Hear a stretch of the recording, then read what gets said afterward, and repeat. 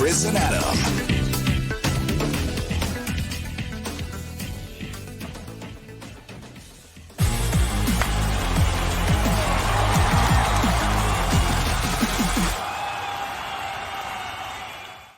What's up, and welcome into Fantasy Baseball today on Wednesday, February 2nd. I am Frank Stampfl, joined by Scott White and Chris Towers. And welcome to our first mailbag of the offseason. Keep sending those questions in.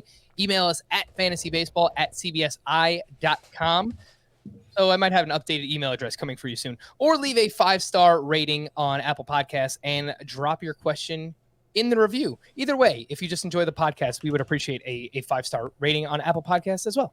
Before we get into the questions here, I wanted to ask you guys, because we haven't really talked about it. Like, we've hinted around and we've given some brief updates on what's going on between the players and the MLB owners right now.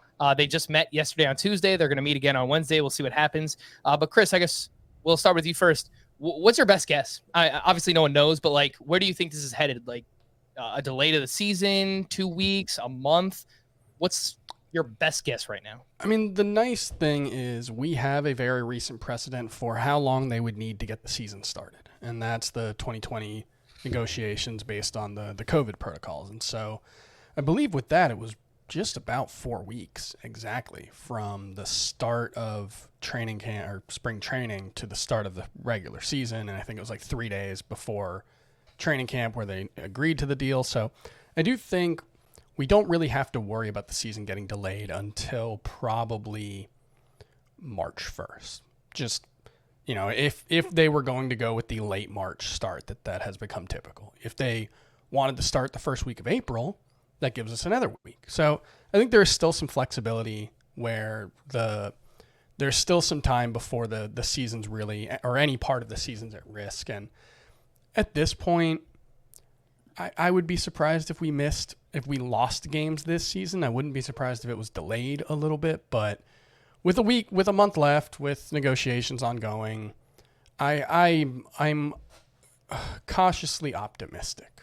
I don't know. It still sounds like they're quite a ways away, and right. I don't know how bridgeable some of these gaps are, but I think the stakes are too high to lose games. And I maintain that it's always going to sound like they're a ways away until the agreement happens. Oh, I remember the 2010-2011 NBA lockout that cost the first 2 months of the NBA season. I mean, that was every night negotiating for like a month, and it never sounded like they were all that close until you get close, until you start to see the horizon. Having gone through that, I believe I was still working at the, actually, no, I was already at CBS Sports. That was 10 years ago. That was right after I got hired. Things haven't gotten that bad yet in terms of, the negotiations, but I guess you'd rather see some more frequency of these meetings. These guys don't have that much going on. Yeah, seriously, let's do right? it every day. Yeah, let's do it. Let's make it happen. Cautiously optimistic is one Chris Towers. I'm all about it. So let's make that happen. Scott, any quick cautiously optimistic that the season will happen. Right. Scott, any quick thoughts on where you think this is headed right now? Yeah. All signs point to a delay to the start of spring training. Though again, I think it could change abruptly. But I'm going with the people who are most plugged in, and that's what they're saying right now. But I agree with Chris that I don't think the season's going to be shortened, and I don't even really think the season's going to be delayed because spring training is longer than it needs to be, and even if there's a delay to spring training, that doesn't have to change the timeline for everything else. All right, well, you heard it here. Let's keep that rolling. I'm with you guys. I've been pretty optimistic this whole time as well. I mean, I feel like most people in like the industry, I know that they're just doing their jobs, they're reporting what's happening, but it feels like everyone else is being pretty negative about it. But we'll cross our fingers and hope for the best here. Let's move into the questions. This one's from Andres Jones. Hello, Frank and the gang. I'm in a 15-team 5x5 head-to-head keeper league with daily moves. I listen to your show every day, and I'm a waiver wire turner, which helped me win the league last year. Thanks. Well, we appreciate you. I have the wheel pick this year. We keep 10, and my keeper starting pitchers are Ohtani in the 6th, Chris Sale in the 18th, Justin Verlander in the 20th, Shane Baz in the 24th, Shane McClanahan in the 25th. If this were your staff, would you use one of your first 2 picks to take a stud pitcher or grab the 2 best hitters? My other keepers are Matt Olson, Wander Franco, Marcus Semien, and then Spencer Torkelson and Class A. I guess that's Emmanuel Class A. All right, so what do you guys think? Given that pitching staff, Ohtani, Sale, Verlander, Baz, McClanahan, 15-team league. You're kind of stuck in the middle, right? Mm-hmm. Between you definitely need that can't be your pitching staff. That can't be the core of your pitching staff, at least. I mean, it could work out, but Sale and Verlander are risky. Ohtani's not going to give you ace production or ace innings, and Baz and McClanahan are iffy. But I don't think you have good enough hitters to not. So I kind of think you probably split it in half and take 1 and 1. Yeah, I mean, it obviously depends who's available. I mean, it might be obvious given the quality of hitter versus pitcher that's available. And I guess we're to assume that you play on Yahoo or one of those other sites that splits Ohtani into 2 different players and you only have the pitcher version because you listed them among your pitchers. If it's a site that like CBS where you can move them to either spot, then you should probably list them with your hitters, and then that makes it clear that you should go after pitching early. Yeah, I don't think just pitcher Ohtani's worth a 6th-round pick. Or if he is, it's not a great value. Yeah. I mean, this person does have surplus value in terms of Sale and Verlander and McClanahan in terms of where they're being drafted. So, you're right. In a vacuum, Ohtani in the 6th, probably not great there. But you also have to keep in mind, 15-team league, if everyone's keeping 10 players. That's sure, 15-team league does, yeah. There's, who's going to be the best pitcher at the 1-2 turn? I don't know, but I think the answer is, I think I agree with Chris. I think you probably want to go with 1 and 1. You need at least one more, I think, surefire pitcher who's going to give you some innings there compared to those guys. Scott, what do you think? You good with that 1 and 1? Yeah, I mean, if it's a pitcher that really doesn't deserve it, I wouldn't force the issue. Sure. Right. And same thing if it's a hitter, but ideally 1 and 1, sure.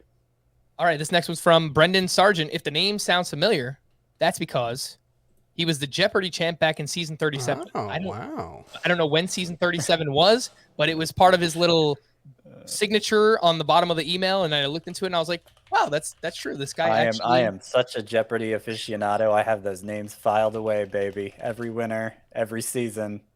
I'm just joking, of course, but that's cool. I wish I could say I was a Jeopardy winner. I couldn't tell if you were being serious. Scott.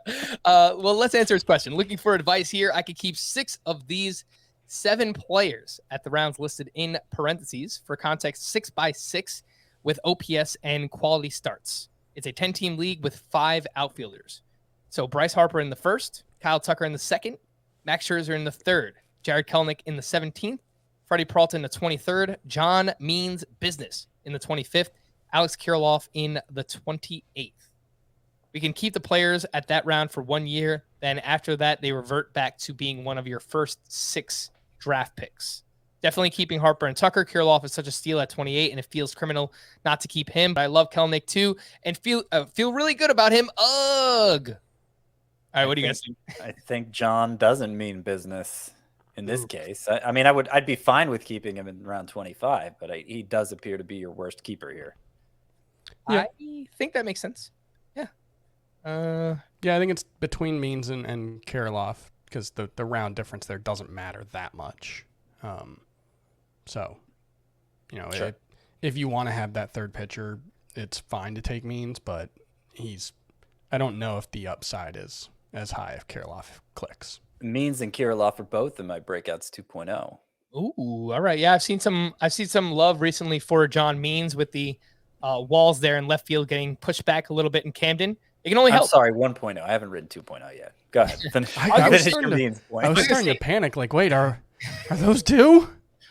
I mean, Chris, you and me both, man, because I would have had to drastically change this week's schedule to make that happen. So, yeah, no 2.0 yet, and I'm with you. I think I'm going Alex Kirilloff here over John means business. This was from Ben in Reno. I have never won my home league, and it eats at me every year, but I think there may be a design flaw that I haven't had the guts to try exploiting yet. The league is a 16-team head-to-head categories league, 4 teams in 4 divisions. Division winners and 2 wild cards make the playoffs. But we have 13 categories, 7 pitching and 6 offensive. So runs, home runs, RBI, average, steals, and total bases. And then for pitching, you have the 5 standard, and then quality starts and holds are the additional ones there. Given the unbalanced scoring towards pitching, I've thought about going all in on pitching during a draft one of these years, maybe targeting one offensive category too, average or steals, to offset some variation in certain categories on a week-to-week basis. In a year when everyone seems to be targeting hitters in drafts, at least early, is this the year I finally go all in on pitching? I think if you're trying to exploit the makeup of this league, I think the way to do it is Marmol strategy. Because you've got potentially 4 categories that you could dominate with reliever-heavy pitching staffs. Obviously depends on minimum innings pitched and stuff like that, but it's 4 out of the 7 there rather than just 2 out of 5. ERA, whip, saves, and holds. Yeah.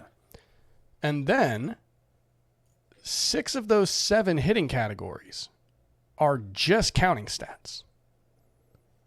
So you could just go volume a hitter and relief pitcher heavy.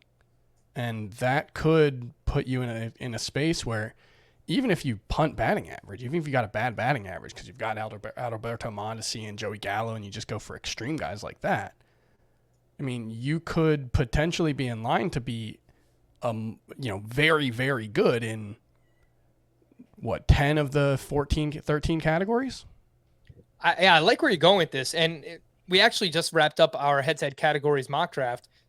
And something that Scott did is that he waited on pitching and he took a bunch of these veteran starting pitchers late that are going to give you a lot of volume. The Adam Wainwrights, Kyle Hendricks, Zach Greinke. So I agree that, maybe you target 1 or 2 like stud closers, you grab some other relievers that are going to give you lots of strikeouts, some holds, and you're starting those most of the time. And then I think maybe towards the end of your draft, just take some of these like veteran volume starting pitchers, just throw them in there and see if they can get you a few wins or strikeouts, and then maybe even somewhat compete in that category. Chris, I think you're onto something in like going after the Marmol strategy, but I maybe would take it one step further and maybe just give myself a chance by drafting some of those veteran starting pitchers late. Well, those veterans might go against what you're trying to accomplish in ERA. But I don't know that I'd go as extreme as the Marmol strategy, which is very reliever heavy. I think actually the only league I won in what was a bad year for me last year was the Podcast for the People League, which is also a 16-team head-to-head categories league. Obviously, not the expanded categories, just traditional 5x5. But what I did was I went heavy at starting pitcher. And then I just went for sluggers. I just sold out for home runs, which I think would work even better in your league because you're kind of counting home runs twice there, home runs and total bases, 2 separate categories. And so if you want to try going heavy on pitching, that would be the second part of the equation, I think, is to specifically go after hitters that are going to hit a lot of home runs and don't worry so much about batting average or stolen bases, unless you happen to get Adalberto Mondesi at a good price. Like that would be the one exception. You guys are absolutely right. Again, like the only category that is not affected by hitting home runs or doubles and triples here is steals. So it's independent of anything else. All these other 5 hitting categories are tied together.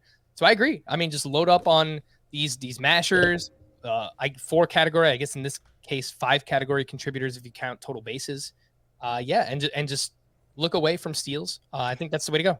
So good luck, Ben. Let us know. Let us know how it works out this year. This one's from our guy, Shine Dog, who is one of our most frequent emailers, and we appreciate you, bud.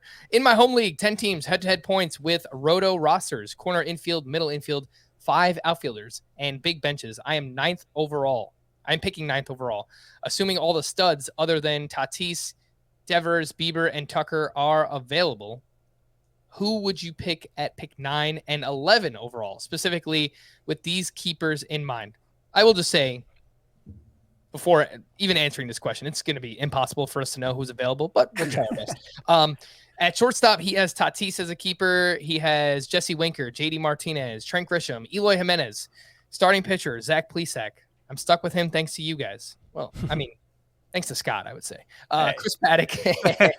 And then with him now? Yeah, I don't know. Please try not to keep him if you don't have to. SP Anderson here. I'm going to assume that's Ian Anderson. The reason I mentioned my keepers is my outfield is almost full already. So do I wait on that last outfielder, or do I consider a Bryce Harper, Mike Trout, Ronald Acuna? Maybe I could double dip SP here with some combo of Burns, Buehler, and Cole. Yeah, for a points league, given that the only good pitcher you have right now is Ian Anderson, I think you got to go after those starting pitchers. Yeah. I mean, it would be tough to pass on a Harper, Trout, or Acuna type player, but yeah, given the way your roster's constructed, it would probably have to be. And that it's a points league, like that's the biggest differentiator for me. Yeah, and you already have a stud hitter in Fernando Tatis. I mean, legitimately a top 3 pick in every league, regardless of format. So even in a points league. So yeah, I mean, at starting pitcher, other pitchers are being kept. Obviously, I assume the big 3 here are not, because you mentioned them being available. So yeah, if you can grab any 2 of those, even if you can get like a Scherzer or a Woodruff or a Zach Wheeler, just because other players are already kept, I think it's something I would look into based on the players you have here on your team.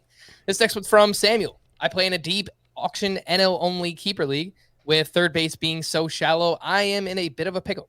We have to give in our keepers a week before the draft. And as of now, Nolan Arenado, Austin Riley, and Justin Turner are under contracts and unavailable. I won't know about Machado because the team that had him can give him a contract and will only have to overpay by a few dollars. I bought Ke'Bryan Hayes last year for $16, which means I could sign him this year for $19. Based on last year, that's overpaying, but still has potential upside. Do I keep him or risk it and hope Machado will be available, who I don't mind overpaying for with the shallow position, or totally punt on third base and just pay $1 for whoever I can get? Yeah, so I'm kind of out on Ke'Bryan Hayes. Like this is all of my mistakes coming home to roost this podcast between Hayes and Zach Plesac in the last question. I don't think you have to be so desperate, even in an NL only league. I mean, that's the only reason you're considering it, right? But to invest 19 in Hayes, like Luis Arias, Eduardo Escobar would be Patrick fine. Wisdom, yeah. Like I would just, you're not getting a sure thing in Hayes anyway, so just gamble on somebody that you can pay much less for. Yep. I will point out that I am the highest on Ke'Bryan Hayes, and in NL only, I have him as an $18 player in Roto, so it's not completely off, but I do agree with these guys. I don't think that you have to force it. I mean, look, obviously those big 3 that you mentioned are unavailable, but there's still some other names going later on in the National League that I think you might be able to get at a decent value. So throw them back. And if nothing else, you can rebuy Ke'Bryan Hayes for, I would imagine, probably cheaper than $19. Around the same price, so keep that in mind as well. This next one's from Andres. Can you please make an assessment of Salvador Perez in 2022? At first, I thought he would not be repeating his 2021 season and therefore a good sell high candidate. So I dove deeper, and his career high stats practically across the board were in both standard and advanced metrics, batted ball, StatCast, etc. Is 2021 his absolute ceiling, never to be repeated, or do you believe that based on his underlying metrics, he actually has reached his prime and can sustain this level of production in 2022 and beyond? In theory, he should see more time as a DH with MJ Melendez being called up eventually. So his legs and overall fitness should have a better outlook in 2022. Is he a must keep? That is the final question there. Scotty. There's a lot of questions in that question, and the answer is yes to some and no to others. But okay, can he repeat it? Most likely no. It was a historic season. No catcher other than Johnny Bench has ever led the majors in home runs and RBI. But he played 161 games.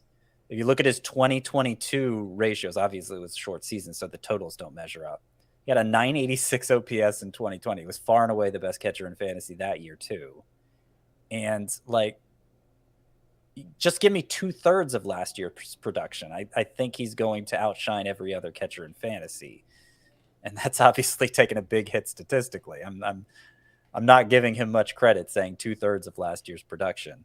So, on the other hand, 2/3 of last year's production would be the second best season of his career. Right, but my point So is, like, that's- clearly something clicked for him in 2020 that then carried over to last year. And like, just performance-wise, I think he's the best catcher, and he has this huge playing time advantage. 161 games, like, you don't see that from a catcher. Yeah. So like, I love Salvador Perez this year. I think it's such an advantage at a position where most every team is going to be weak. That I was saying when we on the YouTube channel, we did a mock draft earlier, and I was saying anytime he's available in round 4, I'm probably going to take him. And you did that, and you stole him from me, Scott. How dare you? But Yeah, overall, I do agree with you. Go ahead, Chris. Yeah, I think that's all fair. The one thing is, like, sometimes guys do just get hot. Sometimes guys do have a career season. This was in all likelihood his career season. That being said, I said that about 2020, and obviously he wasn't as good on a per game basis, but he was by far the best catcher in baseball in 2021. So, I don't really know. Like, his plate discipline's a disaster, but it's never been good. He's been crushing the ball the last 2 seasons in a way that we've never seen from him before. So it's hard to know if he's going to keep this up, but we're talking about historic level of catcher production at a position that generally doesn't age well, So, he's by far the best catcher in fantasy. It's just, you shouldn't expect a repeat of last season for sure. Yeah, nowhere close to that. If you look at the projection systems on Fangraphs, they all have him projected for between 34 and 40 home runs. Even 40, I would say, is pretty aggressive. But, low to mid 30s at the catcher position with as much volume in terms of counting stats that he's going to provide. Yeah. He plays so much. The only other catcher who hit 30 this year was Mike Zunino, right? And he's obviously a disaster at everything else. Yeah, so, I mean, you'll take that. You'll take that, and he'll still be the best catcher in fantasy. I do remember reading a quote last offseason from him because I was trying to figure out, like, how did he get to this level? And something that he mentioned was that while he was hurt, I believe it was Tommy John surgery. Is that what he had the year before? Mm-hmm. Yep. Yeah. So he said while he was hurt, he kind of like rethought through his process, and he wanted to be more aggressive on pitches inside of the zone. So the plate discipline, you're right, Chris, it's still all over the place. He chases a lot of pitches. Swinging strike rate is high. But you look at his Z swing percentage, and that's just the amount of pitches he swings at inside of the zone. Since the start of 2020, that's been much higher than any other year in his career. So when he's seeing pitches inside of the zone that he likes, he's taking advantage of those. And it seems like that is part of the approach that has really helped take his game to the next level. So something I noticed there with Salvador Perez. Let's move on to the next one. Oh, there was something else from Andrew that I wanted to point out here, Scott. P.S. Scott, your All That Fit for 8 Bits podcast was insanely entertaining. So there you go, Scott. You have a fan. I appreciate that. This next one's from Cody. Fellas, please. Wait, you actually skipped one. Did I? Yeah, the Salvador Perez question was from Andres. So I just read the ending of the question that I was supposed to answer. So this one's from Andrew. Andrew was the one who gave you the compliment on All That's Fit for 8. Andres apparently did not like the podcast. No, he hasn't heard it yet. That's the problem. Andrew asked how to deal with Ohtani, which is always a fun topic, right? What if when you drafted Ohtani, he is only listed as one player, but when you draft him, you receive 2 separate players, Ohtani the pitcher and Ohtani the hitter. That way you can start either one or both in any given week. While using this method, if you were to choose Ohtani as a keeper, he would only be considered as one player, same as when he was drafted. Same can hold it. If you were to drop Ohtani, you'd lose both the hitter and the pitcher and free up 2 lineup spots. Just a thought, and it might be very difficult or impossible to implement on the back end, but it seems really fair to me. Only issue I see with this solution is what to do for every pitcher that has to hit, and maybe this can be a thing only done for a pitcher who starts X number of games. Okay. What do you guys think overall about it? I mean, pitchers are not going to hit anymore, assuming there's a universal DH, so there's that. But Chris, what do you think about this? We're 4 years in. There's never been a perfect answer for what to do with Shohei Ohtani. This would actually make Shohei Ohtani slightly less valuable because he'd be taking up two lineup spots or 2 roster spots, whereas the current one is just treated as a normal player or a normal player with double eligibility. So if anything, this makes him slightly less valuable, which I think reflects his real world value less, because the value of Shohei Ohtani is that he's 2 players in 1 lineup in 1 roster spot. This is 1 player or 2 players in 2 roster spots. If he's as good as he was last year, both pitching and hitting, you'll accept the then it doesn't matter. Lineup spot. Yeah. Because you'll just want both versions in your lineup as often as you can. If, like his rookie season, he's only really hitting, right, then you've got a dead lineup spot, a roster spot. Yeah, true. Good point. So it could be both a blessing and a curse, though. I kind of like it, though, because you take the chance on if he is a pitcher, like as valuable as he was last year as a pitcher, then you have that luxury of throwing him in your lineup. And especially in deeper leagues, like I talked about this, man. I had him in 15-team NFBC, the main event last year. It was my highest price point league, and it was frustrating because I had, crap pitchers that I'm throwing out there, and Ohtani was in my utility spot, and I needed his offense, so I couldn't take him out, and I missed out on all of his pitcher production, and it sucks. I'm at the point, and I don't think it will ever be implemented, where I just think he's 1 player. You can slot him in your lineup at either spot, and you get all the numbers. I'm with you, Scotty. I mean, that would make him the most valuable player in fantasy, but who cares? He probably should be. He just won AL MVP. I mean, he was considered the most valuable player in his league. Like, I don't see why that's reason not to do it. I guess part of the problem would be if he's not as good as he was last season, he would probably still be the best player in fantasy. Like the 4 or 5 win version of Shohei Ohtani is probably still the best player in fantasy in that context. So you run the risk of overrating him. I mean, you could if he's not good as a pitcher, you start him as a hitter, and you get hurt by his pitching stats in that scenario. So I don't know that. Right, but if he's just pretty good at both, he wouldn't win MVP, but he would be still by far the best player in fantasy. I don't think it would necessarily capture his real world value, but that's like, there's no answer. There's no right answer. There's no way you can capture what he does without either overrating or underrating him. This game that we play is a facsimile of the real game, and he's an outlier of all outliers. So I don't know. There's never going to be a right answer for how to handle a player like this. I'll present it to my bosses, and I'll probably get laughed at. So, but I'll try. Let's see look, because I'm all about it. I'm all about making Ohtani as valuable in fantasy as he is in the real world. But alas, here we are. From Cody, fellas, please grade my trade. 12-team Dynasty Roto League with 5 minor league spots. I traded Nick Pratto and Jose Miranda for Corbin Carroll. All right, Scotty. So you've had a lot of the prospect list, the Dynasty content coming out recently on the site. What do you think about this one? Nick Pratto and Miranda for Corbin Carroll. I like Carroll. I know the Welsh loves him, but this seems kind of like a lot. What do you think? I mean, it's a shallower Dynasty league. Yep. Only 5 minor league spots. So you're talking 60 total minor leaguers kept. And Pratto and Miranda are probably right on the fringe of deserving to be kept if only 60 minor leaguers are kept. So True. Yeah, consolidate for the higher end prospect. I'm down with that. All right. Because so of the content.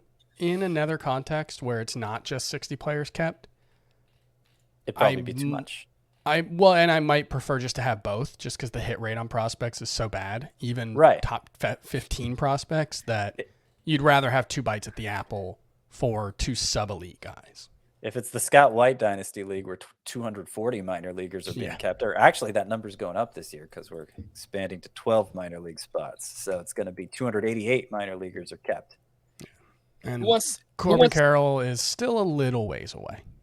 Yeah, he is. He dealt with a shoulder injury last year, which kept him out for most of the season, but the upside is still sky high for Corbin Carroll. Speaking of the Scott White Dynasty League, obviously you guys are part of it. Anyone else who's in the Scott White Dynasty League, if you're listening, I need prospects. So send those my way. Let's talk some trades. I know Scott won't let us trade in the offseason, but we're getting close. We're getting close to that point where trade talks can start happening again. So I need some help. Help your boy out. This was from Joseph. Hey, guys. Thanks for all the great content all season long. Who would you keep for only one season in a head-to-head points league? Judge in round 2, Kyle Tucker in round 4, or Austin Riley in round 13? I'm leaning Riley, but wanted your advice. Yeah, I think Riley is close enough to Tucker in overall value that I'll take the extra 9 rounds of discount. If it was Roto, I think I would go Tucker. I do think there's bottom out potential with Riley, even though he was very good last season. But yeah, in points, I do think it's probably close enough. Yeah. So the way I'm looking at it is Tucker is typically a 1-2 turn pick, and you're getting him in round 4. Riley is normally like a 4th or 5th round pick. You're getting him in round 13. So you weigh that out. That doesn't scale linearly. It's not like, well, one's three rounds better than his value, one's 9 rounds better than his value, or 8 rounds better. Exactly. Than his value, Yeah, you're right about that. So like the early round guy is still much more valuable at a first round value at a 4th round pick than it's a close call. It's close. If it was Roto, I would go Tucker because I think that the answer's more clear. I would take Riley here, though. It is very close. I'm going to skip one of these. There's one other question I want to get to before we wrap up here. And this one's from Kevin. This was a fun one. I had some fun with it myself. So let's see what you guys think. Rank this player prior to 2021. This first baseman had played 153 games and produced a triple slash of 265, 334, 430 with 19 homers, 80 RBI, and 66 runs scored, 0 steals. In 2021, he was limited to 117 games, but showed substantial improvement. He hit 292, 375, 517 with 27 homers, 63 RBI, 80 runs, and 3 steals. In 2022, he'll hit in the heart of a great lineup and a hitter's park. Where would you draft him? Outside the top 20 at the position.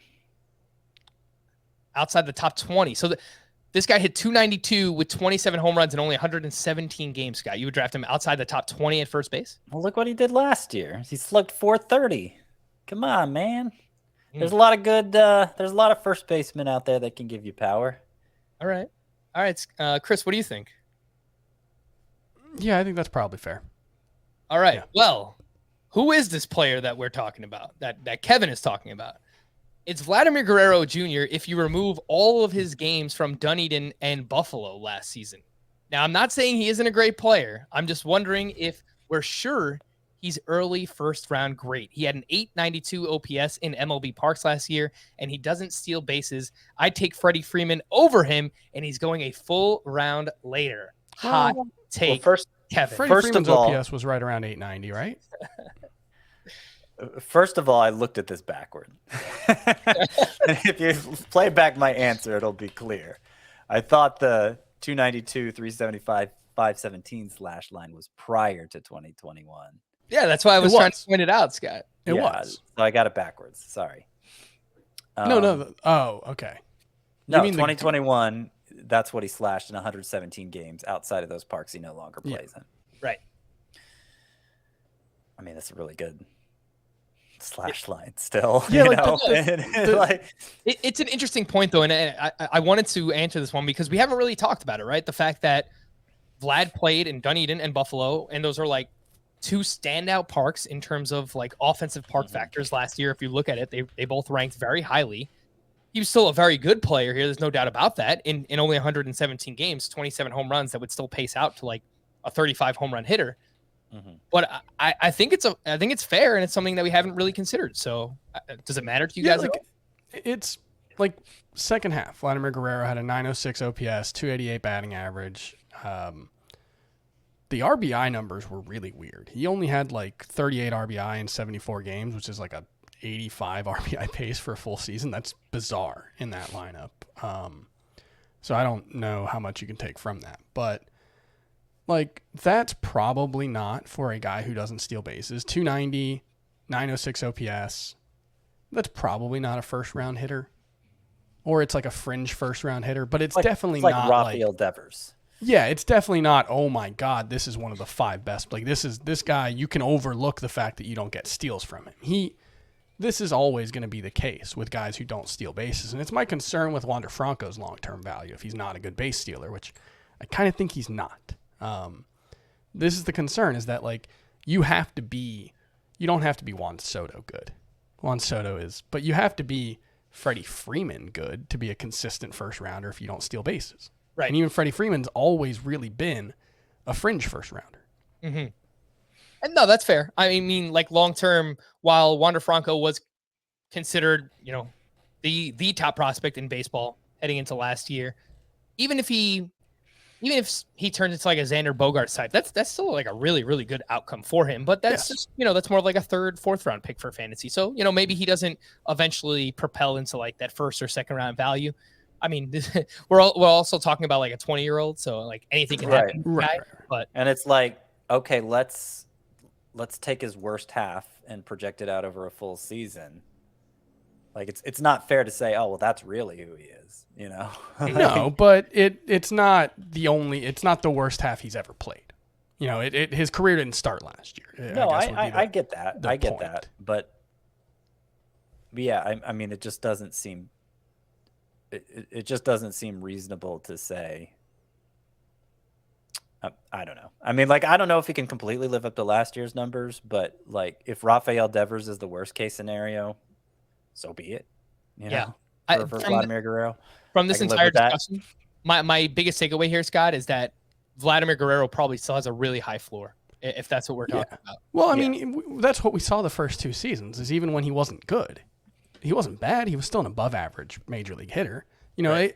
I do think there's a chance that like we're probably overstating the difference between him and Freddie Freeman. Like it mostly relies on, with Vladimir Guerrero, believing that 2021 is just the start of it, that like what happened before doesn't really matter. And maybe that's just the case. But like if you compare Freddie Freeman to Vladimir Guerrero going back to 2020, which is only an extra 60 games, Freddie Freeman's the better player. So it's sort of arbitrary cutoffs. Like Freddie Freeman was better in the second half of 2021. He was better in 2020, but Vladimir Guerrero was so much better in the first half of 2021. Right. So, but they're not random number generators. Sure, right. And Vladimir Guerrero is presumably on the upswing. Yeah. And Freddie Freeman is 31. And so you would expect one to be better and one to be worse moving forward, but that's not always how it works either. So there's uncertainty is all that you have to say, is that we're probably more sure that Vladimir Guerrero is better than Freddie Freeman than we should, but you kind of have to be. Makes sense. Makes sense to me. All right, we're going to wrap there. This is our first mailbag of the offseason. We'll have a lot of these coming throughout the next coming weeks, next month or so, leading up to hopefully the start of the season. So continue to send your questions in. For Scott and Chris, I am Frank. Thank you all for listening and watching Fantasy Baseball Today. We'll be back again tomorrow. Bye-bye.